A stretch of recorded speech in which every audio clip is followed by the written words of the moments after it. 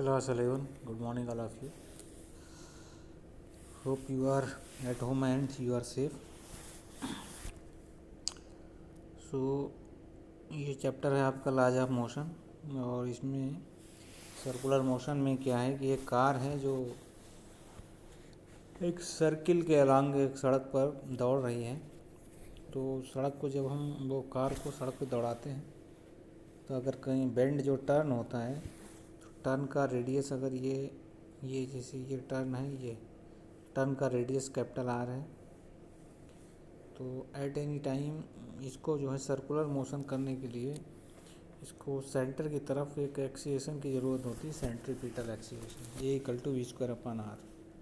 अगर ये एक्सीलेरेशन वो सेंट्रीपिटल फोर्स नहीं मिलेगा तो ये कार बाहर की तरफ स्किड हो जाएगी, स्लिप हो जाएगी। तो स्किड या स्लिप होने से बचाने के लिए क्या होता है, रोड को हम थोड़ा सा हॉरिजॉन्टल से थोड़ा सा टिल्ट कर देते हैं, बाहर साइड से उठा देते हैं थीटा एंगल से, हॉरिजॉन्टल से। तो इसको हम डिस्कस करना है न्यूमेरिकली। तो अगर ये रोड ऐसे बराबर है और हम मोड़ना चाहते हैं कार को, तो ये कार बाहर की तरफ स्लिप हो सकती है। तो इसके लिए क्या करते हैं, जो इसको थोड़ा सा रोड को उठा दिया तो उसका ये mg वर्क करेगा और इस पर नॉर्मल रिएक्शन ये ऐसे वर्क करेगी। तो ये एंगल थीटा हो गया, ये 90 हो गया, ये 90 माइनस थीटा और ये थीटा हो गया। तो ये mg cos थीटा हो गया ये वाला, और ये इधर mg sin थीटा लगेगा और ये नॉर्मल रिएक्शन आर हो गई। तो इसको डिटेल में हम अगले डायग्राम में बताते हैं। ये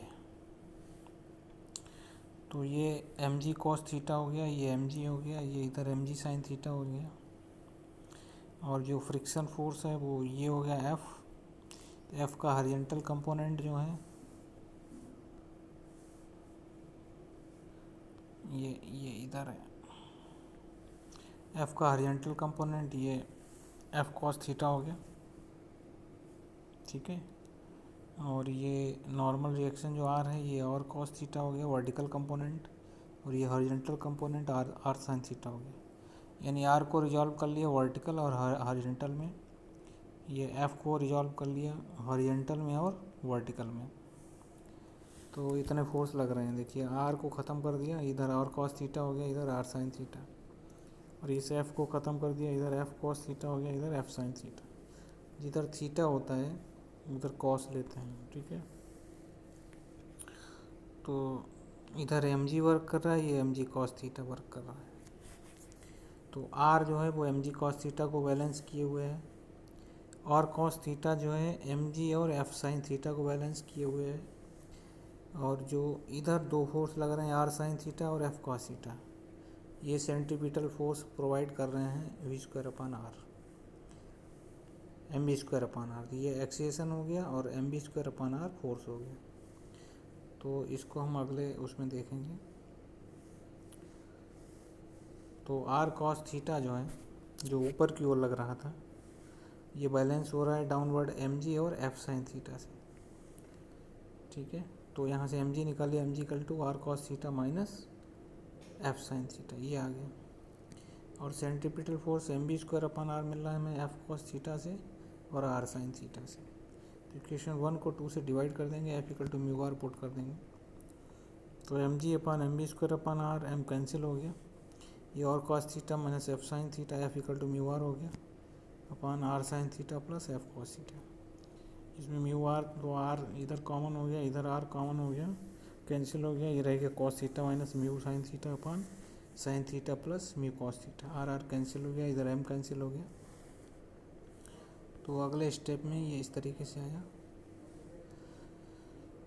जी upon v square upon r ऊपर चला गया, तो g r upon v square या r g upon v square, इधर cos theta minus mu sin theta upon sin theta plus mu cos theta, cos theta divide कर देंगे तो 1 minus mu tan theta, और ये tan थीटा प्लस म्यू।